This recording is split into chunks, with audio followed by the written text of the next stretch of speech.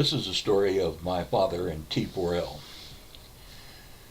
If you played football during the 50s and 60s, you are well aware of T4L. T4L must have been manufactured in Hell's Kitchen. In the years of my high school football, it was the coach's final solution to the athlete's foot and jock itch problem that we had. If you could survive applying T4L for 3 consecutive doses, it would kill even the most stubborn case of fungus. The first application was seldom a problem. It was only after it was applied deliberately and generously that you noticed it beginning to smoke. The pain is indescribable. It delivers pain with such ferocity and intensity as to make it the ideal torturer's tool. The only defensive reaction is to remain absolutely still, as any movement only serves to increase the agony. This defense mechanism is learned very rapidly because your first inclination is to run. However, the first few moments quickly change your mind.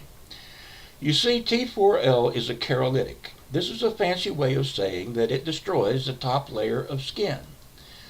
The chemical reaction also causes the top layer of skin to peel off in 1 or 2 days, taking with it whatever fungus are fortunate enough to have been in the area. The second application is not quite so severe as the first, but the difference between the two is so slight as to mimic the choice between which level of hell in which you prefer to reside. If you survive the first 2 applications and are brave enough to apply the third, you are assured of clean, fungus-free skin. However, in my experience, I have never known anyone to endure the pain of the first 2 applications and willingly allow anyone to apply the third. I have seen semi-adult male children streaking naked out of a field house.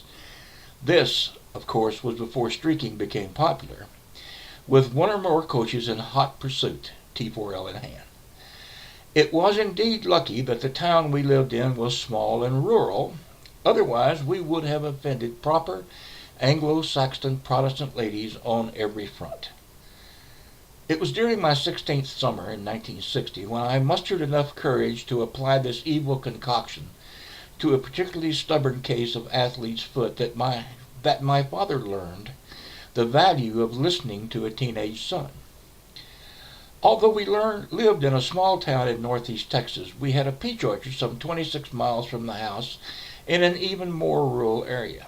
During the summer, we spent every waking hour working either at the orchard or on the 2,348 other jobs that go along with raising peaches.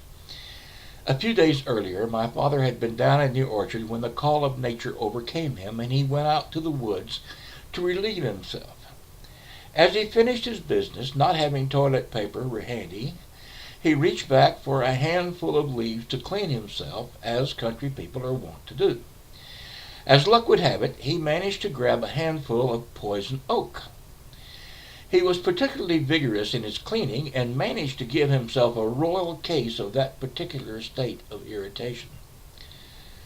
An uncomfortable few days later, my father, fresh from the bathtub, was laying a towel on the bed awaiting my mother, who was bringing Caladryl lotion to soothe his raw and reddened posterior.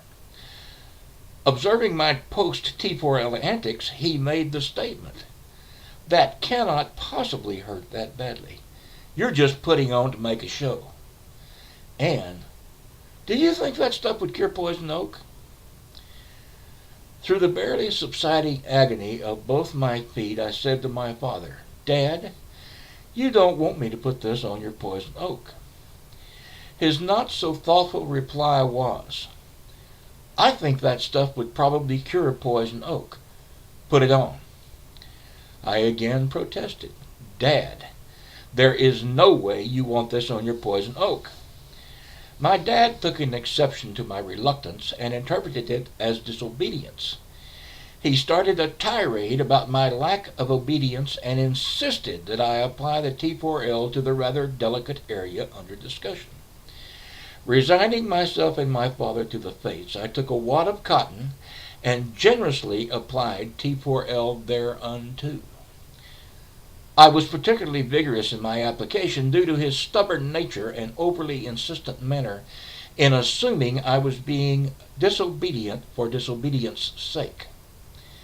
I stepped back from the bed as the initial chemical reaction began.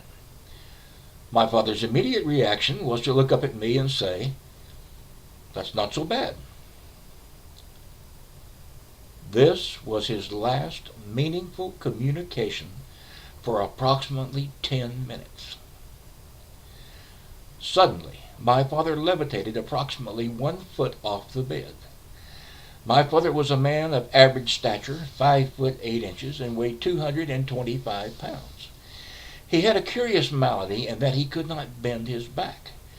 This caused him to reach down for almost everything he had to retrieve by squatting.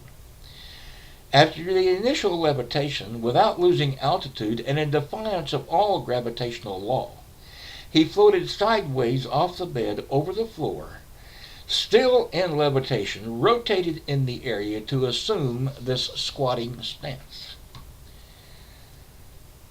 He began to shriek an eerie banshee wail, and still in this squatting stature, began to wave his hand at his hiney with great enthusiasm, and proceeded to run down the hall toward the still half-full bathtub, emitting a series of high-pitched woo, woo, woos. Upon reaching the bathroom, he entered the tub without losing or gaining altitude, and starting at the back of the tub, proceeded to slosh back and forth. He was not subtle in his approach to this endeavor, and proceeded to throw water all over the bathroom. Grabbing a washcloth, he attempted with great vigor to remove the T4L from this most delicate area of his anatomy. T4L is composed of salicylic acid, camphor, and 85% ethyl alcohol. All of these are highly water-soluble. The only accomplishment getting in the water with it will do is to increase its effect and intensify the pain. My father had an interesting few minutes. Unfortunately, the only thing I could do was lie in the floor and laugh. This was probably the worst thing I could do. My father was a good man and a loving father, but he was very self-conscious and did not take well to being laughed at, especially by his teenage son. As the pain subsided, he exited the bathtub with the express intention of killing me. At this point, my mother intervened. This was especially difficult for her, as she was also laughing so hard as to not be able to talk. To her credit, she managed to stand between us long enough to, with some force, point out that I had been very reluctant to apply the aforementioned hellish liquid to that particular point of his anatomy, and in the first place, and had only done so at his express command. He stood in the door for a few minutes and managed to calm down. He then said, "Yeah, I told him to do it, but I didn't expect him to stick a blowtorch to my ass." This set us off on another round of hilarity. This time my father joined us. At this point in my life, at the age of 66, I look back at that 16-year-old boy with great fondness. I had a loving family coupled with hard work and many adventures, but the greatest adventure of all was the everyday's life's treasures that we fail to see as we muddle through our day-to-day existence. I thank God for that adventure and those treasures. By the way, T4L did cure with the one application, my father's poison oak.